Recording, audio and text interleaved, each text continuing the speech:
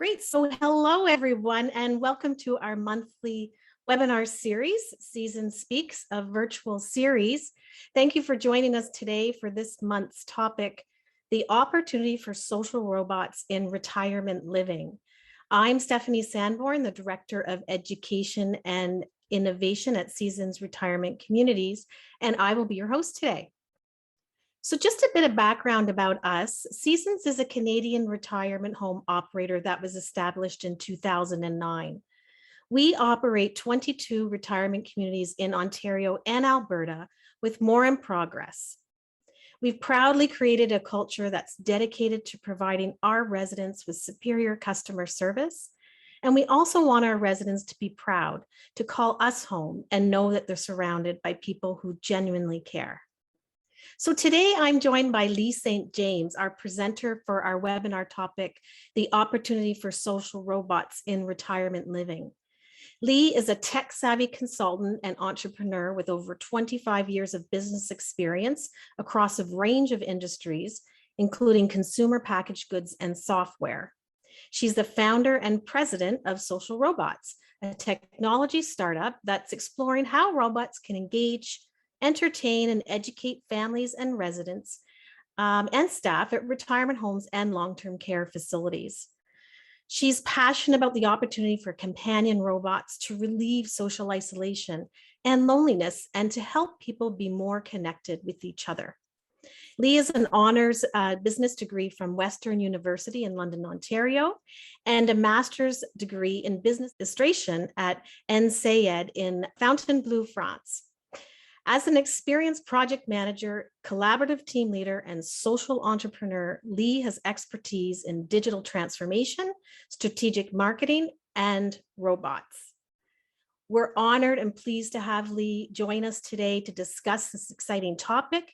And Lee will now walk you through today's agenda before we get started. Thank you so much, Stephanie, for that warm introduction.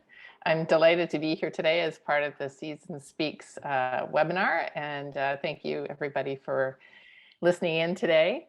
In terms of an agenda, I'm gonna start a little bit with my background and how I started the business, and as part of the sandwich generation, it's an interesting story. I think that hopefully will resonate with a few of you. We're going to talk about some of the research that I've done in terms of the types of robots out there, social robots and even like robotic pets.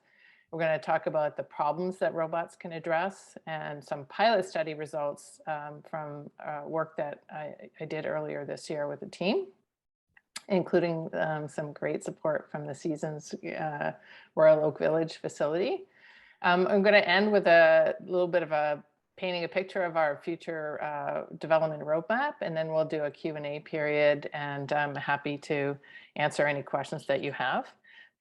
So let me start with, how did I get into dealing with robots in the first place? So I was working with Yannicka Ritchie. She's pictured here on the right in the black and white sweater.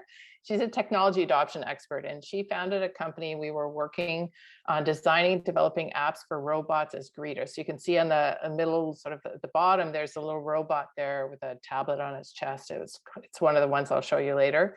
And we were designing apps for robots as greeters in banking and automotive.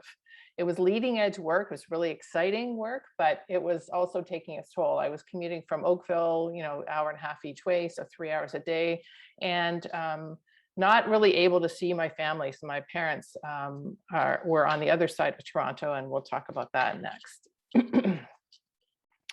So I'm not sure how many of us on the call are part of the sandwich generation, trying to juggle work, raising children, and helping to care for aging parents, but that's really where my story starts.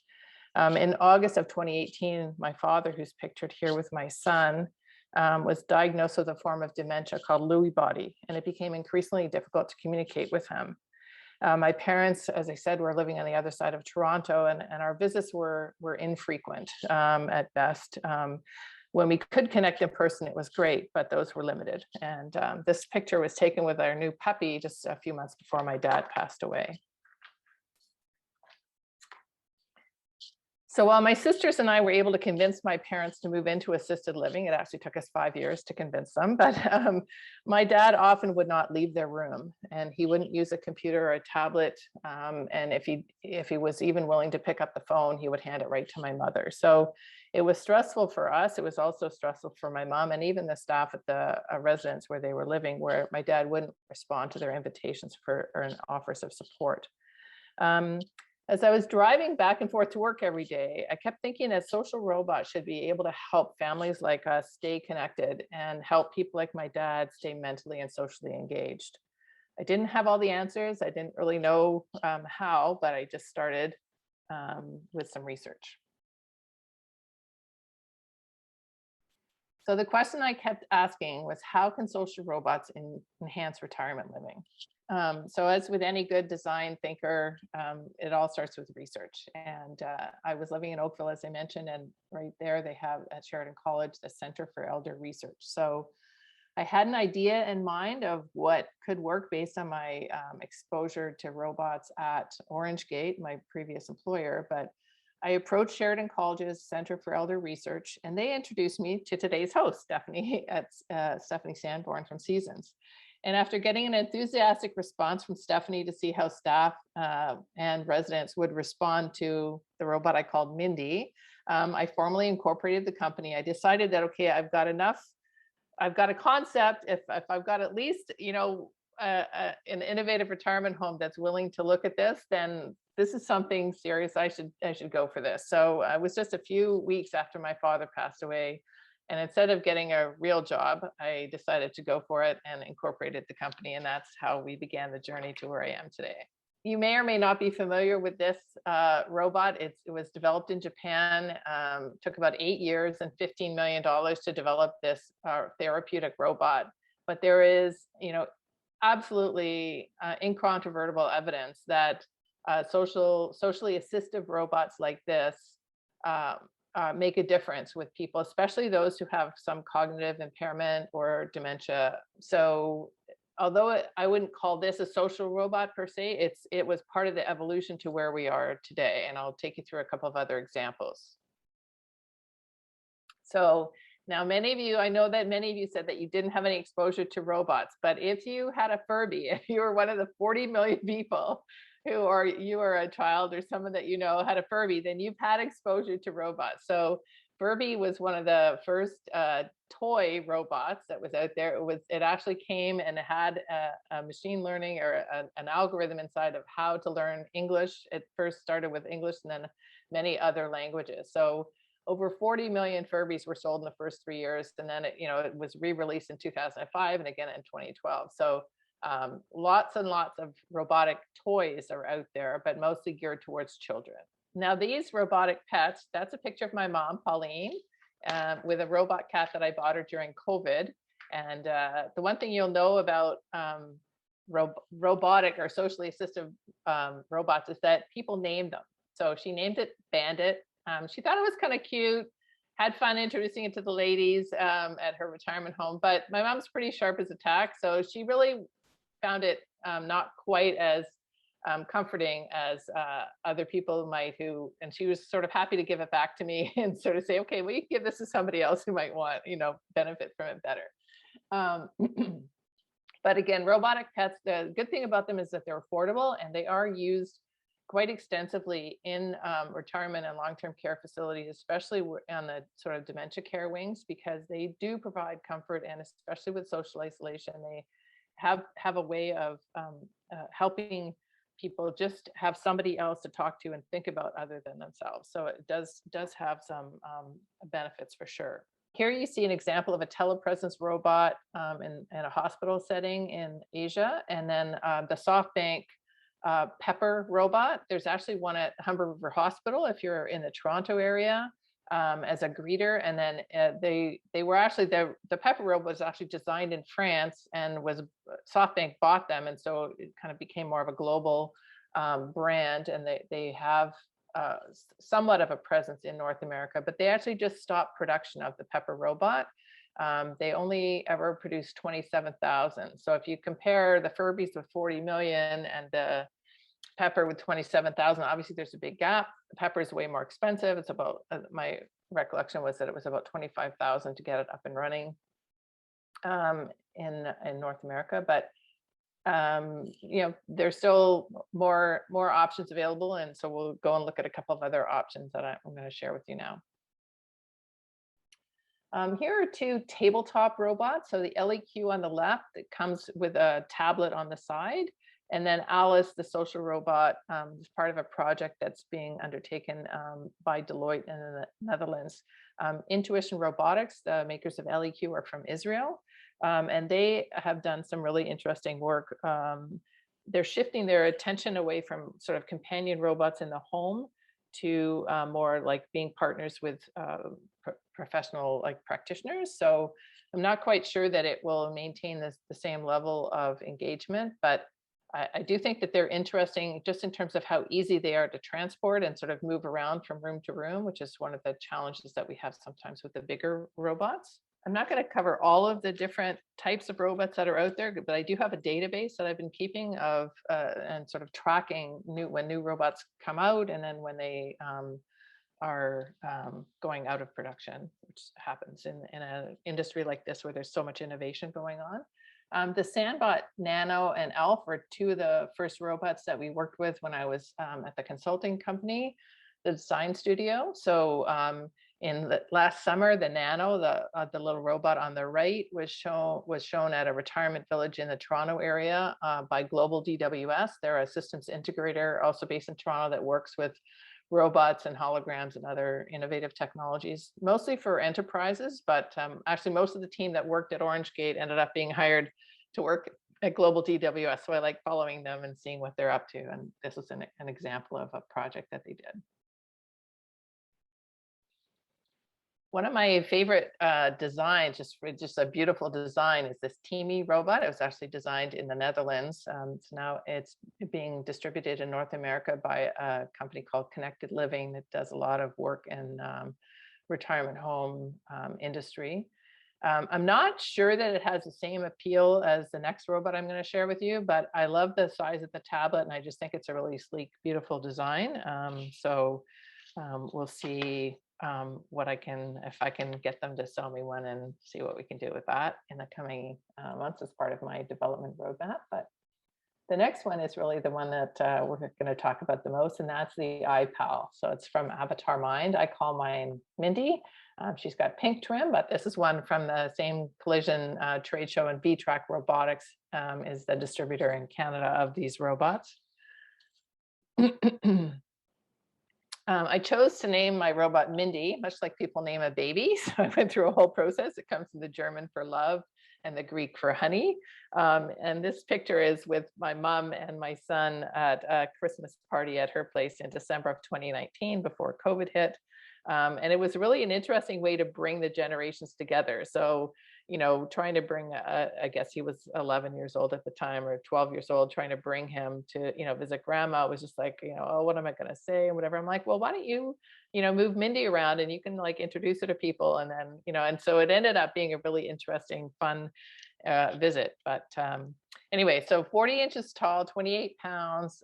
She has a tablet on her chest, and then there's another tablet on my mom's lap, you can see, and that's how you can get Mindy to talk and move her arms and things like that. She has 12 different voices and a choice of 3 languages at this time: English, French, and Chinese. So hopefully that provides you with a good overview of the robots. There are other pictures sprinkled out throughout the presentation that I'm happy to share, you know, sort of more about the different types of robots. But the difference between the robotic pets and now the more social robots with the tablets is really their ability to communicate. And so when I look at what types of problems that we're solving, we're going to really look at what can social robots address, and how can they, you know, have benefit and value to not just residents, but also the staff and the businesses that hopefully will be buying them.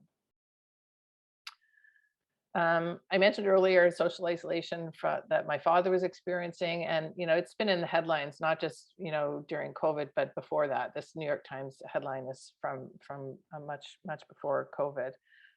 So even in congregate living settings. So congregate living has a way to help alleviate that by bringing people together and having them be more socially engaged than living on their own. But really, social robots can help people engage with each other and alleviate feelings of loneliness and boredom that are associated with social isolation. And then the other major benefit of the robots and the work that I'm doing right now is really to support staff in retirement homes. So Mindy's presence can support staff in assisted living facilities. It's important to note that the robots are not autonomous. Like the robots don't like do the, run and do things on their own. They have to be managed by a handler. But anything from staff turnover to absenteeism and burnout, where you hear about the challenges that organizations are having. And so robots like Mindy can help improve employee morale and also just drive this kind of excitement about, oh, what's this? There's something new, and give them an opportunity to learn something new and develop their skills as well. So I'm finding that the robots are really welcomed by most of the staff in these facilities as we conduct our trials. So this robot here it's called Misty. It doesn't have a tablet, but similar to ElliQ, it can have a tablet attached to it. I think it's kind of an interesting one that's in development right now. Just to summarize the benefits of social robots. So it's clear, and there's lots of academic research on this. I can provide you with white papers if you like, about the benefits of social robots improving people's feelings of belonging and feeling connected. They provide joyful moments, like the amount of just the reaction. People want to have their picture taken with a robot. They're just excited. It really is kind of fun to see. The robots, it's not just about interacting with the robot, it's about having people interact with each other as well around the robot and talking about it and sharing that news with other people. And then, as I just mentioned, supporting staff. The question that I got asked the most, and this is really, basically because not too many people have seen robots, is people don't even really know what they can do. And it's more than a tablet, but if you know what a tablet can do, that can kind of get you at least partway into what the robots can do. So robots have the tablet itself, but then also a robot operating system, and that really is how they're, I guess, different than just a tablet. You see this particular robot, it's Buddy, again, designed in France.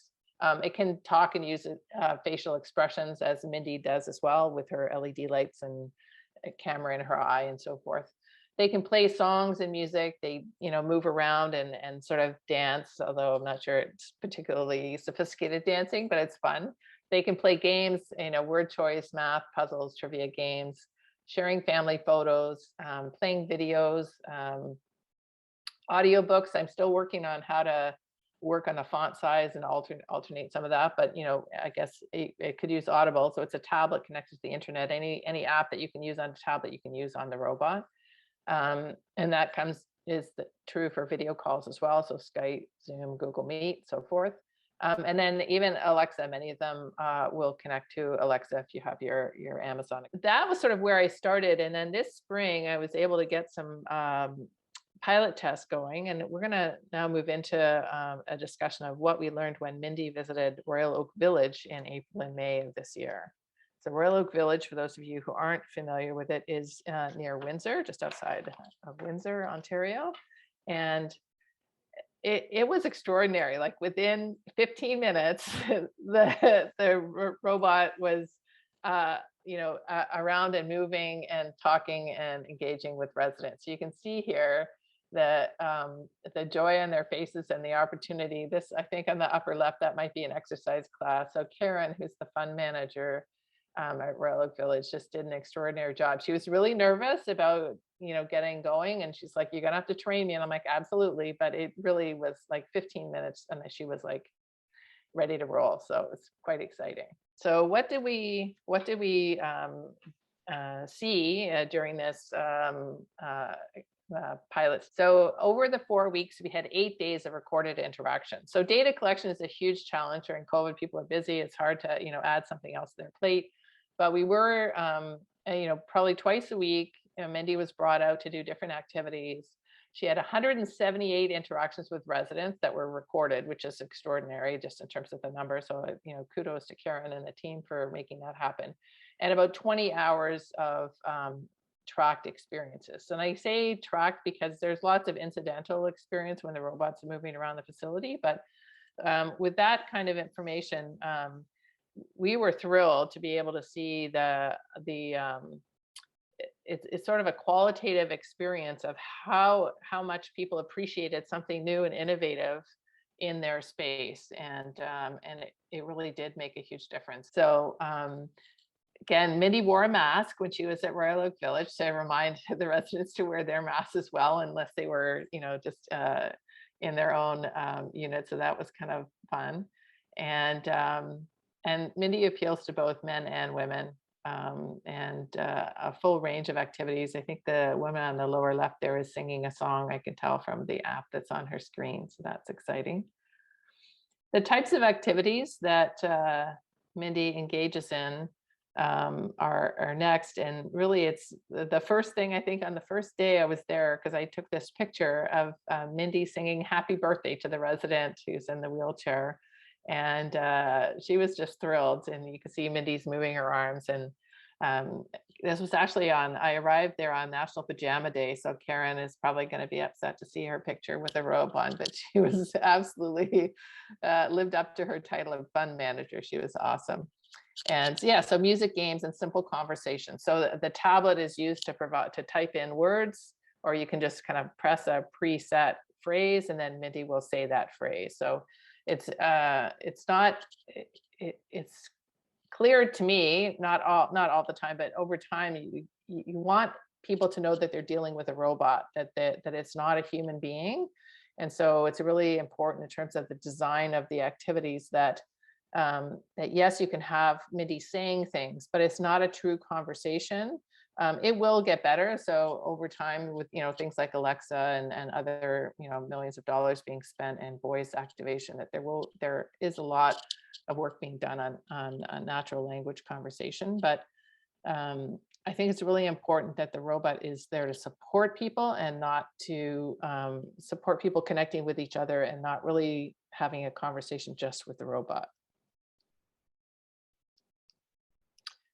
I'm excited to see that Mindy is showing up on lots of social media. So this is some examples, or these are some examples of comments that staff and residents and I guess family members have made in terms of their discoveries and fun with Mindy during the pilot study. And I love the picture on the right with a woman with her own dog. It's I believe it's her pet dog. Maybe it's a therapy dog, but you can, maybe Stephanie, you can tell me if I'm wrong, but I just love the fact that Mindy can interact in that whole group as well.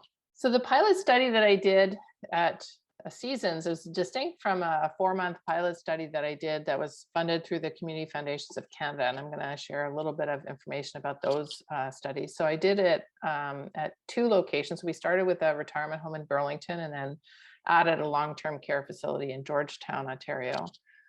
We recorded interactions over 52 days, 104 hours, so an average of about 2 hours a day, and 207 interactions.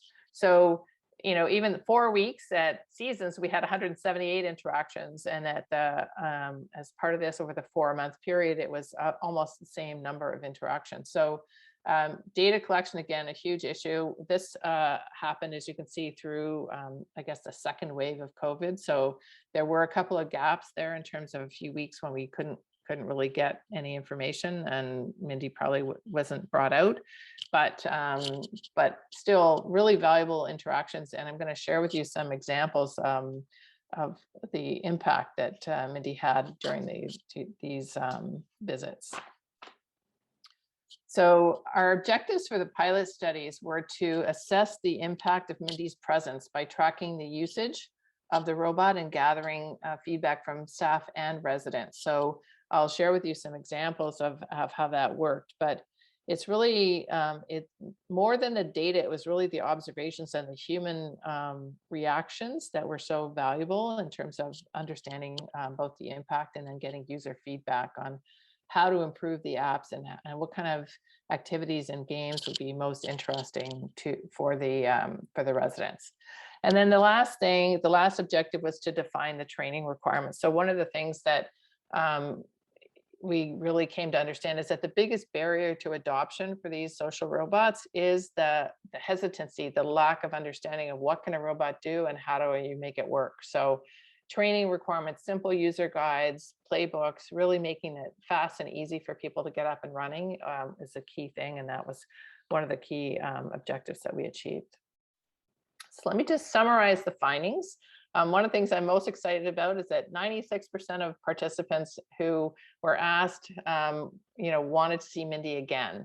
So when you're trying to understand, it's sort of like a net promoter score, if that phrase makes sense to you, but it's just the idea of, okay, one of the assumptions people made but prior to this pilot study is that the residents might be afraid of the robot or might not be interested, and to get a 96% of residents asking to have Mindy come back the next week or the next time she was brought out is just really, really rewarding and exciting to hear. The robot was used very differently in whether it was in one-to-one or group interactions, and also whether it was in a retirement home or long-term care facility. So the one thing I was excited to see was that 41-minute average duration in the retirement home for long-term, whereas on the right-hand side, you'll see 17 minutes. It was never used one-to-one in the long-term care home, only in group interactions. But that 41 minutes, I assumed when I sort of was giving Mindy to the retirement home, that it would be, 15 to 20-minute visit. So it was more than double the average duration that I was expecting. People, once they started to get engaged with Mindy, they wanted to do more and more with her. So that was really a key finding of this pilot study. And then the other thing is that when they did group interactions, it's over an hour, so 80 minutes, they were able to sustain interest over that length of time. Again, playing music, doing activities.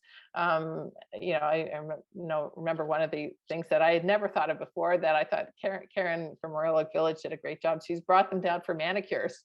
So when the ladies were having their manicures done, Mindy came and just kind of, facilitated the social conversation. So really interesting use of the robot in group settings that I thought was quite valuable.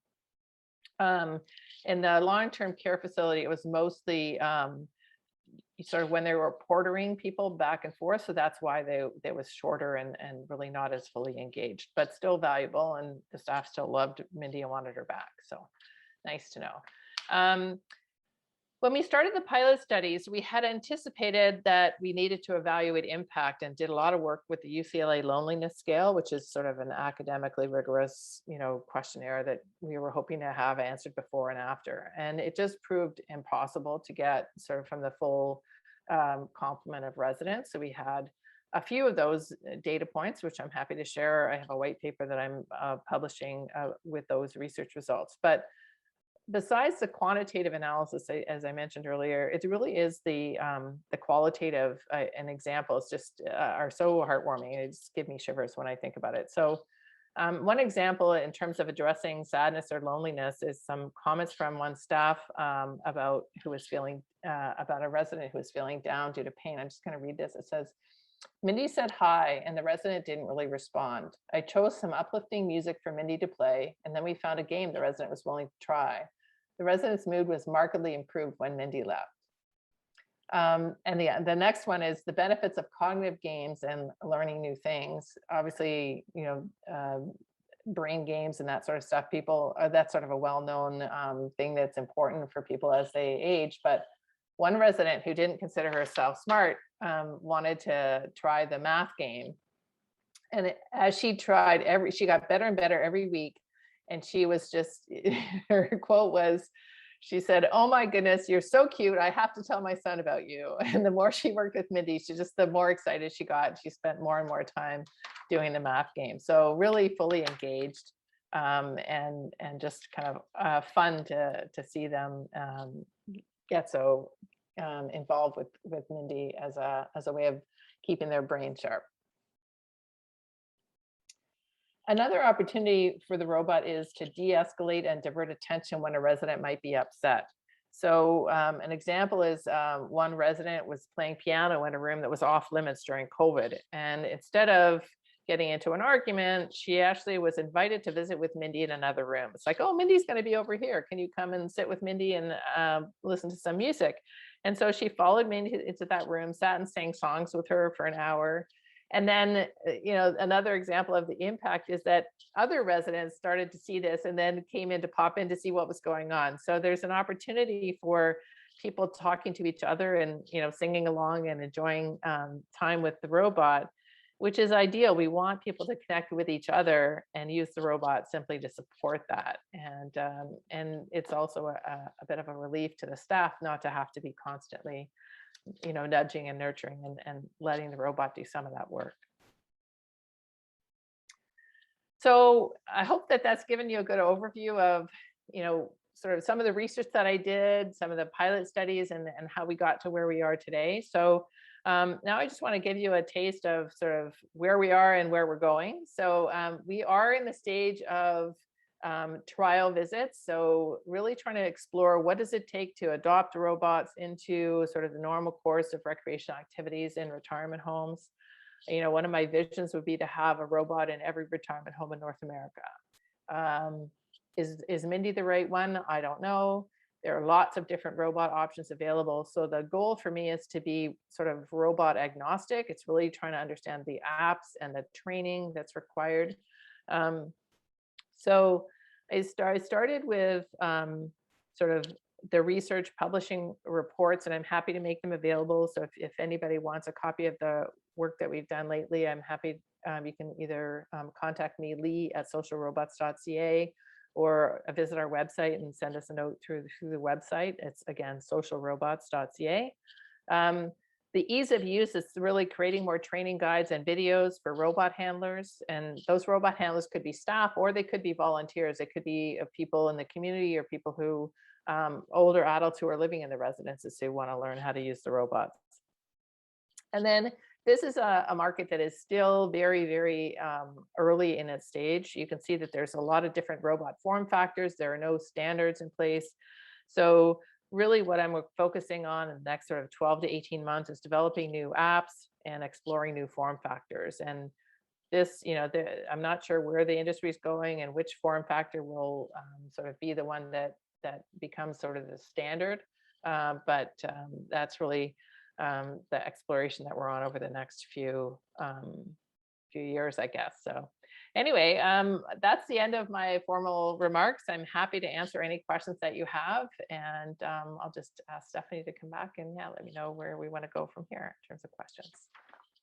Yeah, thank you so much, Lee. That was so interesting. I'm excited actually to hear about get on with the questions. I really hope everyone found today's presentation on the opportunity for social robots in retirement living interesting and provided some excitement, for the future of robot technology in retirement living. So we're now going to begin our, I think we have about 6 minutes left to talk about any questions that might come up that have come up. So I do see some here, Lee. So the first one is, what are you most excited for in the future of social robots? Oh my goodness. I am really excited about how welcoming the recreation teams have been. So that to me is the sort of the thing I was unsure about before I did the pilot studies, and now I see how fast the training can be and how quickly and how creatively they're adopting these robots. That to me is just so exciting, because it means that even now with Mindy, and I know that her tablet's not as big as it should be, and there's all kinds of issues, but it's just like she can make a difference now and bring joy to people, and that's really what I'm hoping to see. Yeah, for sure. I think you're right. I think Karen at Royal Oak Village was initially, well, she's always open to anything, to try anything, but she was initially concerned, was she going to be able to do this? But really, it took 10 or 15 minutes to really, for her to understand what to do with it, right? And then she was off. So yeah. So the next question is, will you have another robot in the future in addition to Mindy? Definitely. So there are many Mindys, just to be clear. So Mindy, I have a couple in rotation, and so they can go to different facilities, and there's not just one Mindy. But there's also the opportunity to, as I sort of described, the different form factors that are, being designed and used around the world. Yeah, I would love to have a tabletop version. I would love to have, a taller version. So there's all kinds of innovation that is still going to be happening in this space. And I'm hoping to get a Teamy robot in the next little while so that I can really explore they just have a really interesting design, and I'm just trying to figure out if it might lose something because it doesn't have arms and it doesn't have the cute face, but we'll see. Yeah, I know. And the tabletop that you showed in your presentation, I think it was Alicia. Was it Alicia? ElliQ and Alice. Alice. Combination. Yeah, that's good. Yeah. That seemed very interesting to me too. I can see with that application in various spots, maybe in the retirement home. So, yeah. And I just also wanted to comment, Lee, that dog that we have at Royal Oak Village lives in our memory care space and area. Oh, wonderful. Yeah, for sure. So we do have, I think, one final question here. What is your favorite part about working with social robots in retirement living?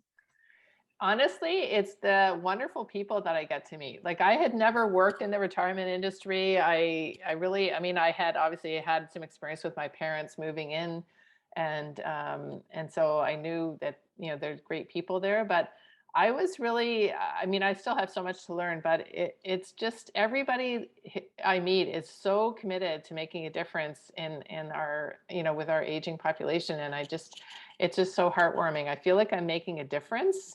Where it's like, yeah, okay, I can help, somebody figure out how to get a new credit card or, figure out what car they want to buy. But do I really care? Not so much, but honestly, it's a heartwarming thing. And I've been thinking about intergenerational issues, with retirement homes and even just childcare, and just trying to figure out, are there things that we could be doing to bring the generations together? And now to be part of that industry, it's just really exciting and rewarding.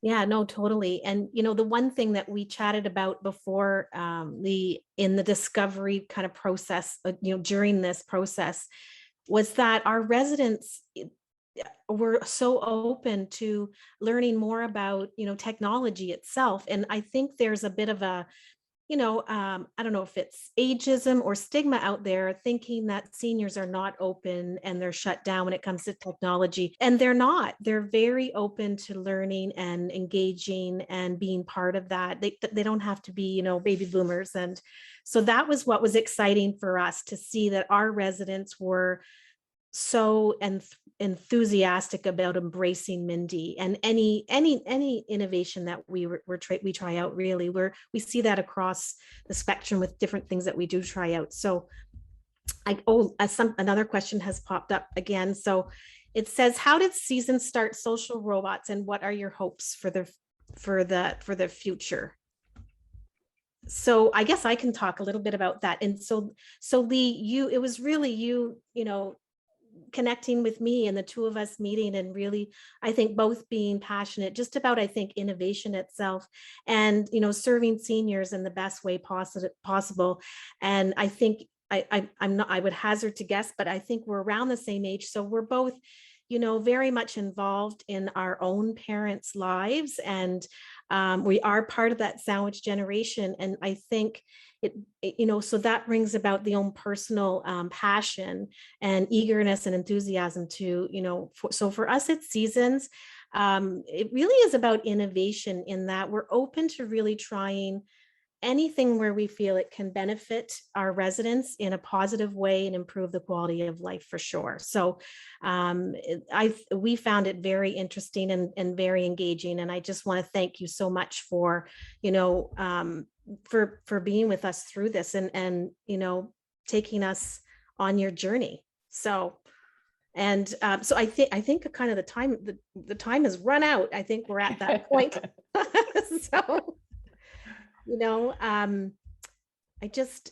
I want to just end, Lee, again by saying a final real sincere thank you for taking the time today to present kind of your own personal story, why you got into this, and also the journey we went on together, and also enlightening us all to how, you know, robots can benefit seniors living in retirement homes. So thank you for joining us today for sure. And if you're interested in getting in touch with us or for more information or to book a tour, please visit us on our website at seasonsretirement.com.